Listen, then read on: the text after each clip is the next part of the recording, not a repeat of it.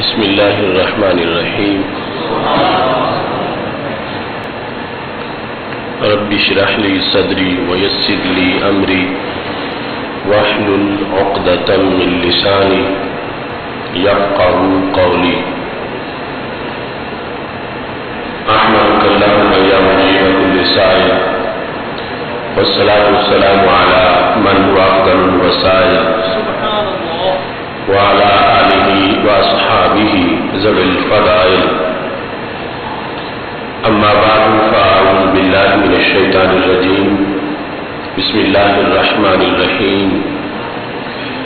شهر رمضان الذي أنزل فيه القرآن صدق الله العظيم وصدق رسوله النبي الكريم الأمين إن الله وملائكته يصلون على النبي يا أيها الذين آمنوا صلوا عليه وسلموا تسليما الصلاة والسلام عليك يا سيدي يا رسول الله وعلى آلك وأصحابك يا حبيب الله مولاي صل وسلم دائما أبدا على حبيبك خير الخلق كلهم منزه عن شريك في محاسنه فجوهر الحسن فيه غير منقسم يا أكرم الخلق مالي من ألوذ به سواك عند حلول الحادث العممي محمد تاج رسل الله قاطبة محمد صادق الأقوال والكلم محمد ذكره روح لأنفسنا محمد شكره فرض على الأمم رب صل وسلم دائما أبدا على حبيبك خير الخلق كلهم اللہ تبارک و تعالی جل جلالہ وعم نواله واتم قرآنه وعظم شانه وجل ذکره وعز اسمه کی حمد و ثنا اور حضور سرور کائنات مفخر موجودات زینت بزم کائنات دستگیر جہاں غم گسار زمان سید سروران حامی بے کسان قائد المرسلین خاتم النبیین احمد مصطفیٰ جناب محمد مصطفیٰ صلی اللہ علیہ وآلہ واصحابہ وبارک وسلم کے دربار بار میں حضرت درود السلام عرض کرنے کے بعد رب الجلال کے فضل اور توفیق سے ایک بار پھر ہمیں ماہ رمضان المبارک کے پرنور پرکیف اور معطر لمحات گزارنے کی سعادت حاصل ہو رہی ہے۔ آج کا یہ جمعہ استقبال رمضان کا جمعہ ہے، وہ مہینہ جس میں بخشش، رحمت اور برکت ہر لمحہ امت مسلمہ کو حاصل ہوتی ہے۔ ایسا مقدس مہینہ بالکل ہمارے قریب آ گیا ہے۔ سید عالم نور مجسم شفیع معظم صلی اللہ علیہ وسلم نے رمضان مبارک کی آمد سے پہلے صحابہ کرام رضی اللہ تعالیٰ عنہ کو رمضان مبارک کے لیے تیار کیا، انہیں رمضان مبارک کا تعارف کروایا اور رمضان مبارک میں اعمال صالحہ کا جو مقام و مرتبہ ہے اس پر سید عالم نور مجسم شفیع معظم صلی اللہ علیہ وسلم نے خصوصی طور پر خطاب کیا۔ آج ہم بھی رمضان مبارک سے اس پہلے رمضان کے استقبال کے موقع پر خطبہ جمعۃ المبارک میں اس مقدس مہینے کے لحاظ سے اس کے فضائل، خصائص اور اس کے آداب اور جو تقاضے ہیں اس کے پیش نظر چند امور کو اپنے سبق کے طور پر پیش نظر رکھ رہے ہیں، میری دعا ہے خالق کائنات جل جلالہ ہم سب کو صحت و عافیت کے ساتھ یہ مقدس مہینہ گزارنے اور اعمال صالحہ سے اپنے اوقات کو بھرنے کی توفیق عطا فرمائے۔ سید عالم نور مجسم شفیع معظم صلی اللہ علیہ وسلم نے ارشاد فرمایا، اولہ رحمہ واوسطہ مغفرہ وآخرہ عتق من النار۔ یہ ایسا مہینہ ہے کہ جس کے ابتدائی 10 دن رحمت کے ہیں اور درمیان والے مغفرت کے ہیں، اور آخر 10 دن جو ہے وہ جہنم سے آزادی کے دن ہے۔ ہم میں سے ہر شخص رب الجلال کی رحمت کا متلاشی ہے، اور ہر شخص ہی خالق کائنات جل جلالہ کی طرف سے مغفرت کے ملنے کا امیدوار ہے، اور ہر شخص ہی نار جہنم سے نجات چاہتا ہے۔ خالق کائنات جل جلالہ کی طرف سے رحمت، مغفرت اور عتق من النار کا ایک لمحہ بھی اربوں انسانوں کے لیے کافی ہے، اور اللہ نے کرم کرتے ہوئے ہمیں پورا مہینہ عطا فرما دیا جس میں رحمت، مغفرت اور جہنم سے آزادی کے لیے خالق کائنات جل جلالہ نے ہمارے لیے ایسے اسباب، ایسے اعمال، ایسے وظائف اور ایسے معمولات ہمیں عطا کیے ہیں جن کی وجہ سے انسان کے سالوں کے بوجھ اتر جاتے ہیں، اور نئی زندگی اور مستقبل کے لحاظ سے ایک قوت اور طاقت انسان کو میسر آتی ہے۔ سید عالم نور مجسم شفیع معظم صلی اللہ علیہ وسلم نے اس مقدس مہینے کے لحاظ سے ارشاد فرمایا کہ جب یہ مہینہ آتا ہے تو فتحت ابواب الجنہ، جنت کے دروازے کھول دیے جاتے ہیں، وغلقت ابواب النار، اور جہنم کے دروازوں کو بند کر دیا جاتا ہے، وسلسلت الشیاطین، اور شیطان جو ہے ان کو قید کر دیا جاتا ہے۔ اس لحاظ سے اس مہینے کے ایک ایک لمحے کے اندر یہ سعادت ہے کہ انسان ایسے کام کر سکتا ہے کہ جس کی وجہ سے وہ جنتی بن جائے اور جہنم سے محفوظ ہو جائے۔ محدثین نے اس حدیث شریف کی تفصیلات میں سمجھ کو ذکر کیا کہ بندہ جب تک زندہ ہے یہ زمین پر ہے اور جنت آسمانوں کے اوپر ہے، تو جب جنت دور ہے اور ہم کہیں ہے، جنت کہیں ہے، تو اس کے دروازوں کے کھلنے کی بشارت کا مقصد کیا ہے کہ جب جنت اور ہمارے درمیان جو فاصلہ ہے وہ ہم زندگی میں طے کر کے جنت کے دروازے کے اندر جا نہیں سکتے، بلکہ بعد از وصال ہم قبر میں پہنچیں گے تو کھڑکی کھل جائے گی، اور اس کے بعد جب حشر وفا ہوگا تو پھر جنت چلے جائیں۔ تو نبی اکرم نور مجسم شفیع معظم صلی اللہ علیہ وسلم نے خوشخبری سنائی کہ وہ مہینہ آ گیا جس میں جنت کے دروازے کھل گئے ہیں، تو ان دروازوں کے کھلنے کا انسانوں کو فائدہ کیا ہوگا جبکہ جنت بہت دور واقع۔ تو محدثین کہتے ہیں کہ دروازے کھلنے کا مقصد یہ ہے کہ وہ اعمال کہ جو جنت جانے کا باعث بنتے ہیں، ان اعمال کے کرنے کا موسم آ گیا ہے۔ وہ اعمال جو جنت جانے کا باعث بنتے ہیں، ان اعمال کو کرنے کی آسانی پیدا ہو گئی ہے۔ رمضان کا جو موسم بہار ہے، نیکی کا دورہ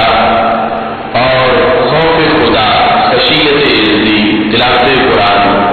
نوافل، مختلف قسم کی عبادات کا شوق، جس کی وجہ سے ایک انسان دوسروں کو دیکھ کر اس کا دل بھی مائل ہوتا ہے اور اس کے لیے رمضان کے علاوہ کے اوقات کے مقابلے میں اس مہینے میں نیکی آسان ہوتی ہے کہ ماحول بھی سارا نیک ہو گیا ہے اور ہر طرف نیکی کا ولولہ ہے۔ اس بنیاد پر سید عالم نور مجسم شفیع معظم صلی اللہ علیہ وسلم نے اس تمام مضمون کو تعبیر کرتے ہوئے اس کو جنت کے دروازے کے کھلنے سے تعبیر کر دیا ہے کہ انسان کچھ بھی کرے تو جنت اس کی کھلی ہے، گویا کہ دروازے پر کھڑا ہے اور دروازہ کھل گیا ہے اور اس کے لیے جنت جانے کے مواقع بہت زیادہ ہیں۔ دوسری طرف جہنم کے دروازے بند کر دیے گئے ہیں کہ بدی سے بچنا اس کے لیے عام مہینوں کے مقابلے میں آسان ہو گیا ہے۔ سید عالم نور مجسم شفیع معظم صلی اللہ علیہ وسلم نے فرمایا ہوا شہر الصبر والصبر ثوابہ الجنہ، رمضان جو ہے یہ صبر کا مہینہ ہے اور صبر کی جزا سوائے جنت کی کچھ نہیں۔ جو صبر کرتا ہے اس کو جنت ملتی ہے۔ صبر کی جو اقسام ہے ان میں اکثر اقسام پر عمل ماہ رمضان المبارک کے اندر ہوتا ہے۔ اس بنیاد پر سید عالم نور مجسم شفیع معظم صلی اللہ علیہ وسلم نے پورے سال کے مقابلے میں اس ایک مہینے کو شہر الصبر کہہ کر اس کی عظمت کو بیان کیا ہے۔ ویسے مسلمان کے لیے ضروری ہے کہ وہ ہمیشہ ہی صابر ہو، وبشر الصابرین کہہ کے اللہ نے صابرین کو بشارت عطا فرمائی ہے، لیکن اس مہینے میں صبر کے مواقع بہت زیادہ ہوتے ہیں۔ ایک ہوتا ہے صبر علی المصائب، ایک ہوتا ہے صبر علی الطاعات۔ انسان اس پر کوئی مصیبت آ جائے تو اس مصیبت پر صبر کرے، شکوہ نہ کرے، شکایت نہ کرے۔ ایک یہ ہے کہ بندگی پر صبر کرنا، اس وقت انسان کو خواہش مجبور کرتی ہے کہ تو فلاں گناہ میں ملوث ہو جا اور لذت دینے کے لیے فلاں برائی کے اندر تو شریک ہو جا، تو اس انسان اس حالت میں اپنے آپ کو روک کے رکھے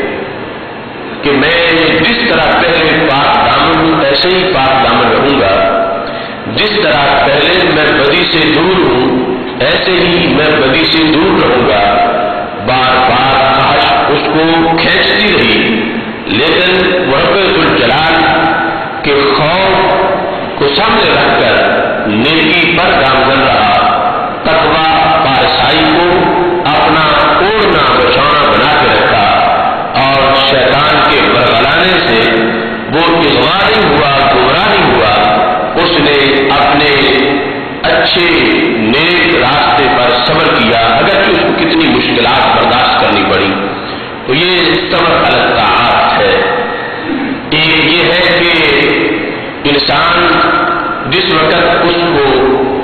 نیکی کرنے کے دوران مشقت کرنا پڑتی ہے اور نفس کہہ رہا تھا کہ کافی ہو گئی ہے، اب مزید کی ضرورت نہیں، تو اس نے اس پر اکتفا نہیں کیا بلکہ مزید نیکی کی اور مزید اپنے آپ کو اس نے نیکی کی طرف متوجہ کیا۔ کچھ نفل پڑھنے کے بعد مزید نفلوں کی ادائیگی، کچھ تلاوت قرآن کرنے کے بعد مزید تلاوت قرآن کا شوق اور کچھ صدقہ کرنے کے بعد مزید صدقہ کرنے کے لیے اس کی رغبت، اس کے لیے اسے ایک صبر کی ضرورت ہے۔ تو سید عالم نور مجسم شفیع معظم صلی اللہ علیہ وسلم ارشاد فرماتے ہیں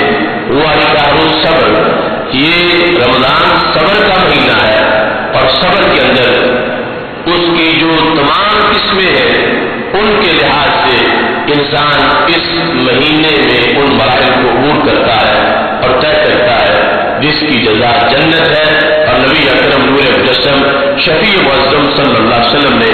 اس لیے بھی بطور خاص فرمایا فتحت ابواب جنت، جنت کے دروازے کھول دیے گئے کہ صبر باعث جنت ہے اور یہ مہینہ صبر کا ہے اور ہر انسان کو ہی اس کے اندر، ہر مسلمان کو جو باغی نہیں ہے، اللہ کے دربار کا سرکش نہیں ہے، اسے ضرور صبر کرنا پڑتا ہے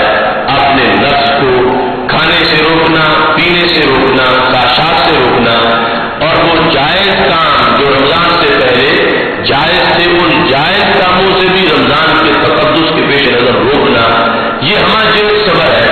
جو اور کسی موقع پر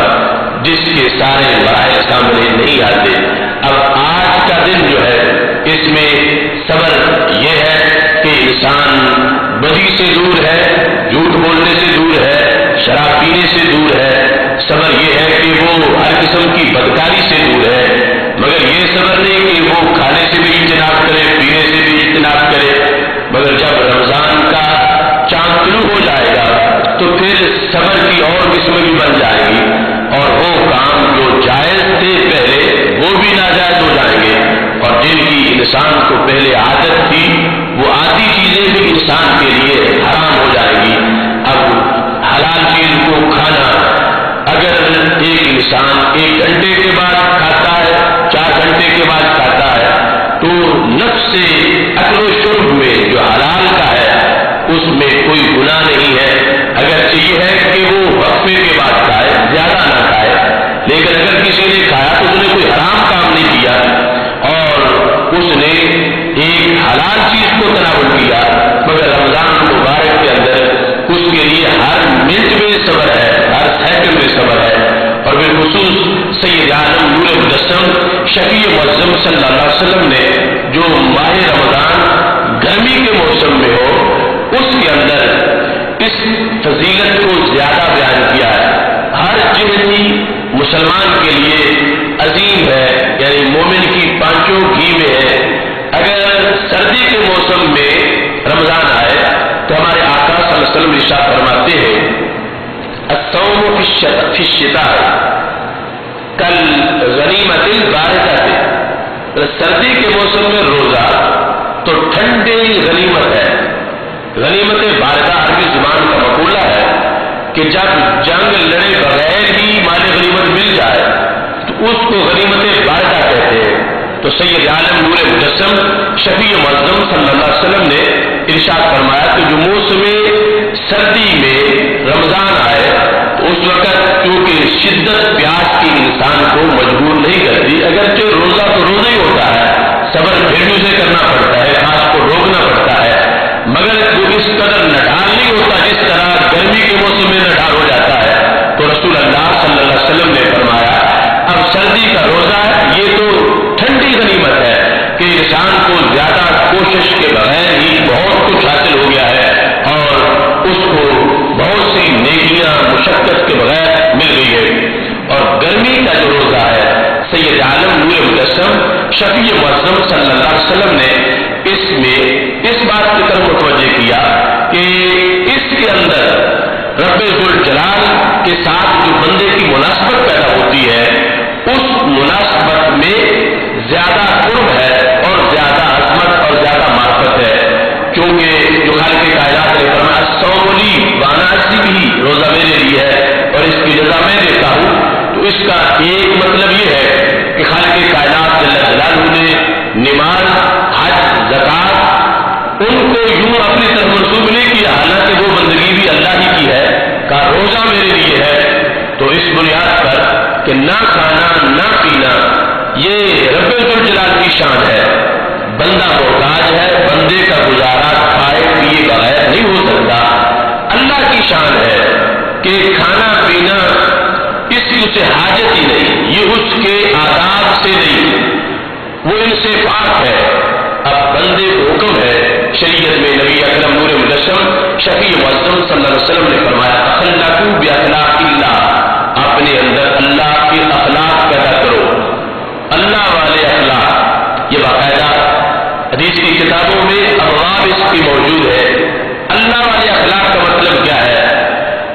کچھ چیزیں تو ایسی ہیں کہ جو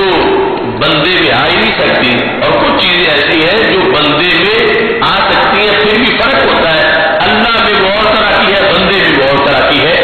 مثال کے طور پر اللہ کرم کرتا ہے، اللہ مہربانی کرتا ہے، تو رسول اللہ صلی اللہ علیہ وسلم نے فرمایا تم بھی آپس میں دوسرے پہ مہربانی کرو، سختی نہ کرو، مہربان ہو جاؤ، معاف کر دو غلطی کو، کسی کو چھوڑ دو، بخش دو اس کو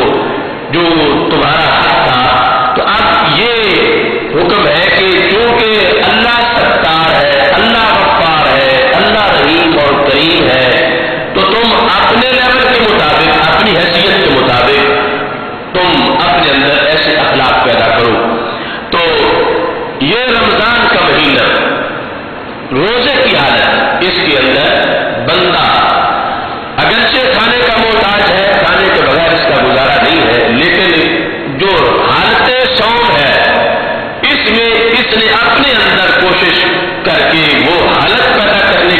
پیش کی ہے کہ میں اپنے رب کے ساتھ اپنی مناسبت قائم کروں. میرا رب نہیں کھاتا تو میں بھی نہیں کھاتا، میرا رب نہیں پیتا میں بھی نہیں پیتا.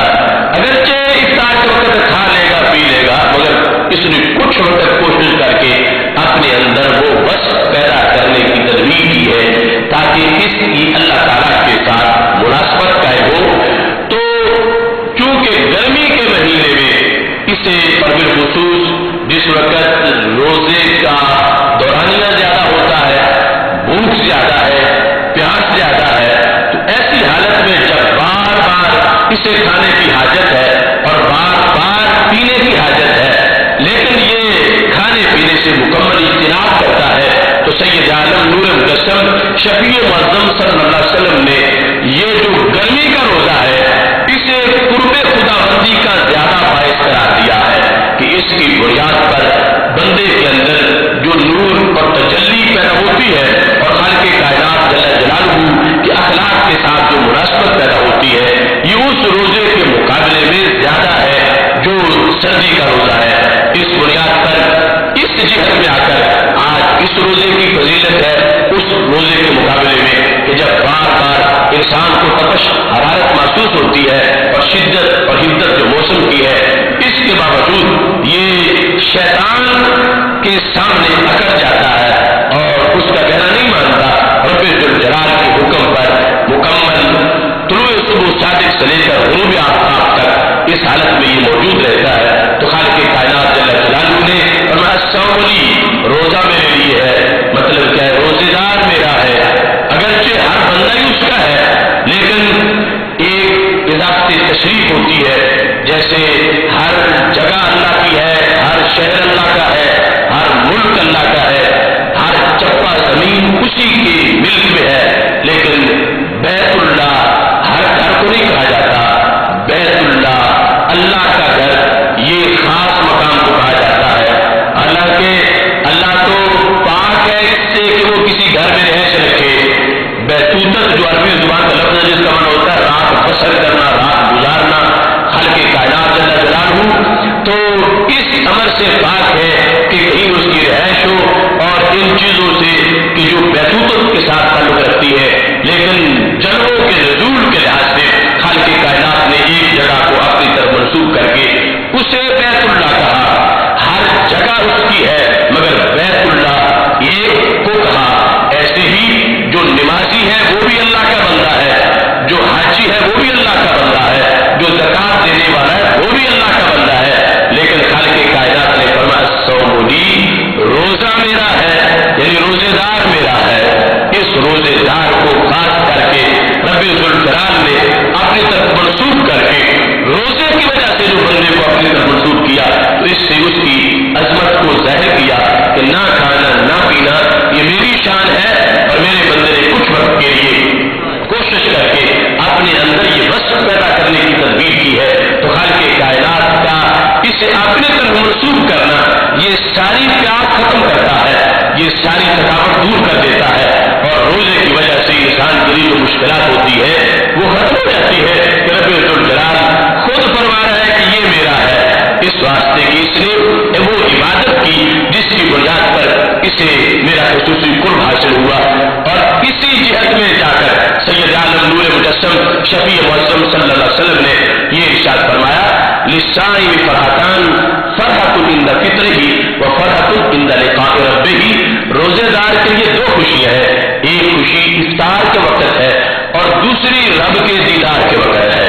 تو للصائم فرحتان، دو خوشیاں، فرحت عند فطرہ و فرحت عند لقاء ربہ، کہ جب رب سے ملاقات ہوگی،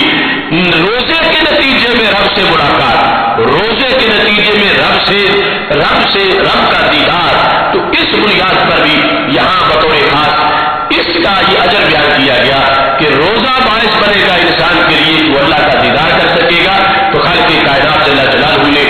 اس بنیاد پر بھی اس روزے کو اور اس کے رکھنے والے کو اپنی طرف منسوخ کر لیا. اور پھر حدیث قدسی میں نبی اکرم نور مجسم شفیع معظم صلی اللہ علیہ وسلم نے جو رسول اللہ صلی اللہ علیہ وسلم کے اقوال میں ایسا قول کی جس میں آدھا وہ فرمان نبوی ہے اور آدھا اس قول کا حصہ حدیث قدسی ہے. نبی اکرم نور مجسم شفیع معظم صلی اللہ علیہ وسلم نے فرمایا، اللہ فرماتا ہے انا اسے بھی اس کی جزا میں ہی دیتا ہوں، حالانکہ ہر ایک کی جزا رب ذوالجلال دیتا ہے اور کوئی دے نہیں سکتا، ہر عبادت اسی کی ہے اور وہی جزا دیتا ہے، لیکن اس میں بھی خالق کائنات اللہ جلالہ نے جزا کو اپنے پر منسوب کر کے جو روزے کے اندر تجلیات خداوندی ہے اور اس کی وجہ سے جو قرب عزتی ہے اس کو واضح کیا، اور پھر فرمایا قلوب کو الصائم اطیب عند اللہ من ریح المسک، کہ روزے دار کے منہ کی خوشبو اللہ کے نزدیک کستوری سے بھی زیادہ خوشبو والی ہے اور کستوری سے زیادہ پسندیدہ ہے۔ جو شخص میدان جہاد میں نکلتا ہے، اب کتنا بڑا اس کا کارنامہ ہے، اور وہ کہ جو نکلا ہے اور اس نے لڑائی بھی کی ہے اور کافروں کے ہاتھوں زخمی بھی ہوا ہے اور شہید ہو گیا ہے، قیامت کے دن جب وہ اٹھے گا تو لونہ لون الدم ریحہ ریح المسک، سید عالم نور مجسم شفیع معظم صلی اللہ علیہ وسلم ارشاد فرماتے ہیں لونہ لون الدم، اس کا رنگ خون والا ہوگا، قیامت کے دن جو بھی شہید ہے اس کے زخموں سے تازہ لو بہ رہا ہوگا جس طرح وہ شہید ہوا تھا، اور وہ لو کیسا ہے کہ رنگ تو خون والا ہے مگر خوشبو کستوری والی ہے، لونہ لون الدم وریحہ ریح المسک، خوشبو کستوری والی ہے، میدان معاشر میں اس کی خوشبو آ رہی ہوگی کہ یہ بندہ اللہ کے راستے میں شہید ہوا، وہاں پر کستوری کہا گیا، اور یہاں پر لخلوف فم الصائم اطیب عند اللہ من ریح المسک، کہ روزے دار کے منہ کی خوشبو اللہ کے نزدیک کستوری جیسی نہیں، کستوری سے بھی افضل ہے، اطیب سپرلیٹو ڈگری ہے، اطیب عند اللہ من ریح المسک، کستوری سے بھی زیادہ اچھی ہے روزے دار کے منہ کی خوشبو۔ اب یہاں ایک انسان صحیح سلامت ہے، اپنے گھر میں ہے، زخمی نہیں ہے، جان اس کی بدن میں ہے، اور وہاں زخمی ہوا، روح نکل گئی، شہید ہو گیا، اور اللہ کے ہاں جب ریٹ لگا تو قیامت کے دن اس کے خون میں جو خوشبو ہوگی وہ کستوری جیسی ہوگی، لیکن اس کے منہ میں دنیا میں کی جو خوشبو آ گئی ہے یہ کستوری سے بھی افضل ہے، اور قیامت کے دن نبی اکرم نور مجسم شفیع معظم صلی اللہ علیہ وسلم نے ارشاد فرمایا کہ روزے دار قیامت کے دن اپنی خوشبو کی وجہ سے پہچانا جائے گا، کہ جو اسے خوشبو اس کے بدن سے اس کے منہ سے آ رہی ہوگی، اس خوشبو کی وجہ سے قیامت کے دن روزے دار کی پہچان ہو جائے گی۔ اور یہاں بھی جو جس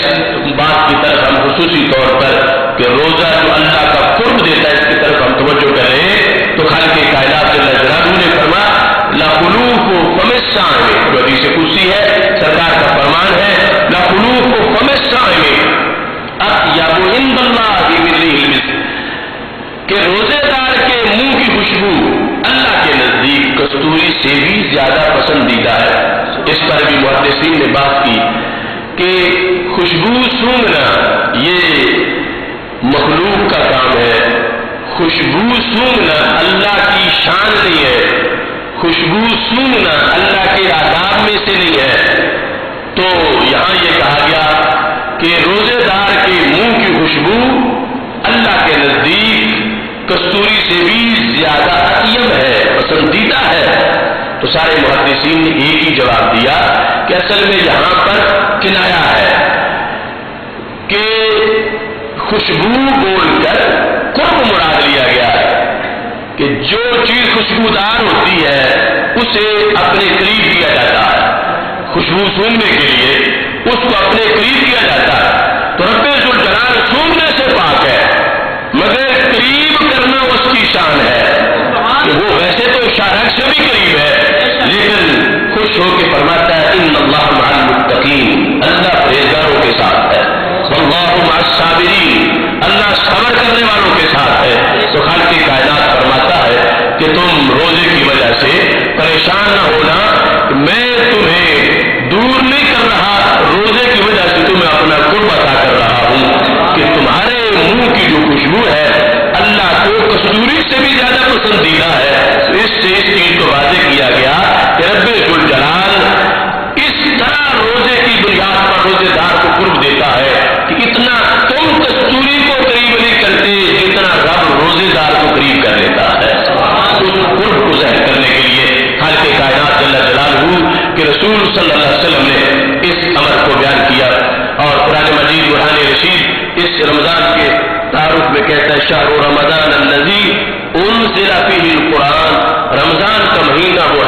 اس میں قرآن کو نازل کیا گیا۔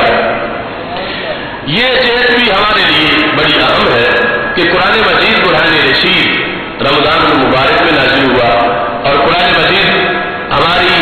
تمام بھلائیوں کا محور ہے۔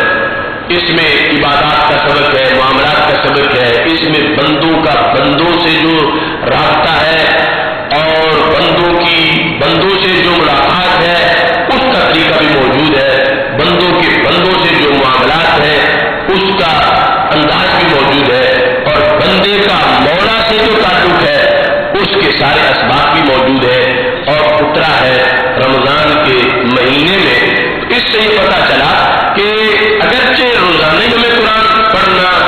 چاہیے، اور ایک مومن کو لذت ملتی ہے جب قرآن کھول کے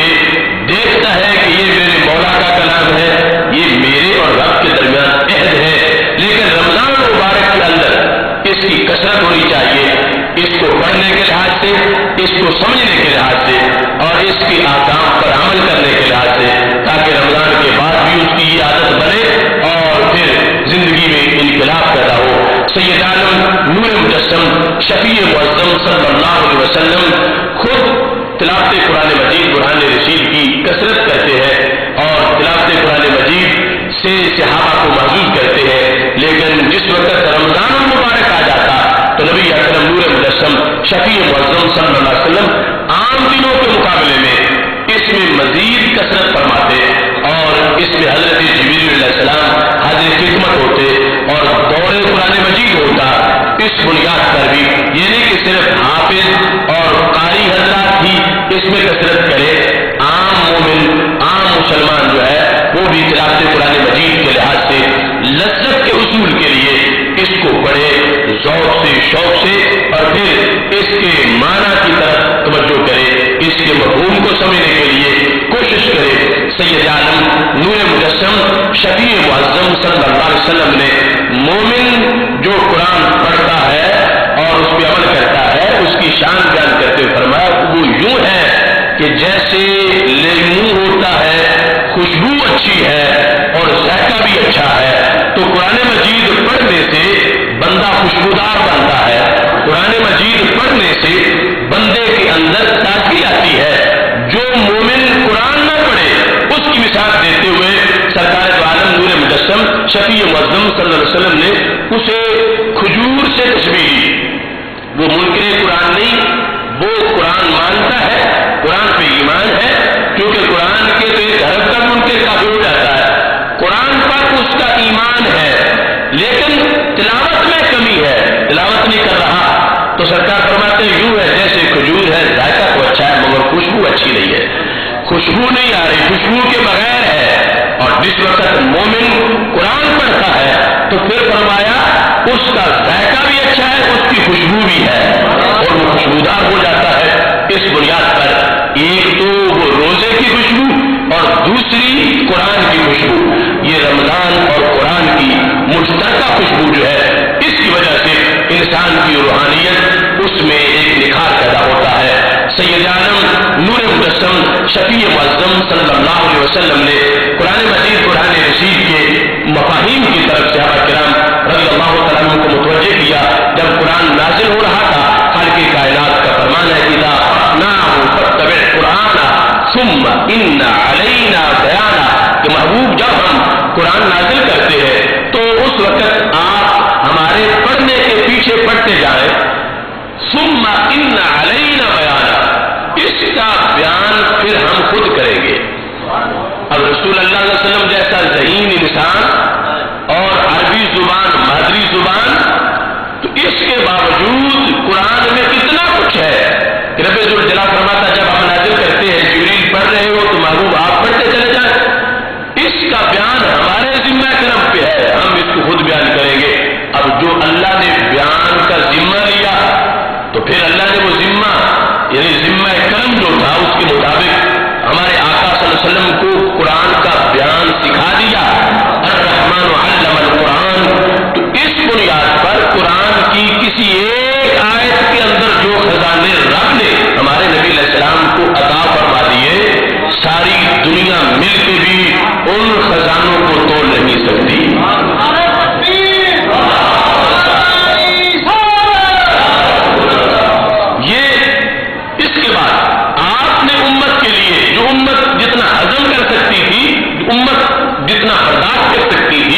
امت جتنا محفوظ کر سکتی تھی اس کے مطابق نبی اکرم نور مجسم شفیع معظم صلی اللہ علیہ وسلم نے آگے اس کو بیان کیا اور اللہ تعالیٰ نے ارشاد فرمایا کہ ہم نے آپ پر کتاب کو نازل کیا، آپ اس کو بیان کریں لوگوں کے لیے، اس کے احکام جو ہے وہ بیان کریں کہ قرآن مجید میں ہے کیا، نازل کیا ہوا ہے۔ اب صحابہ کرام رضی اللہ عنہ عربی زبان جانتے ہیں، اس کے باوجود ان کو بیان قرآن کی ضرورت ہے۔ نبی اکرم نور مجسم شفیع معظم صلی اللہ علیہ وسلم نے قرآن مجید برہان رشید کو بیان کیا۔ اللہ فرماتا ہے لِتُبَيِّنَ لِلنَّاسِ، ہم نے کیوں نہ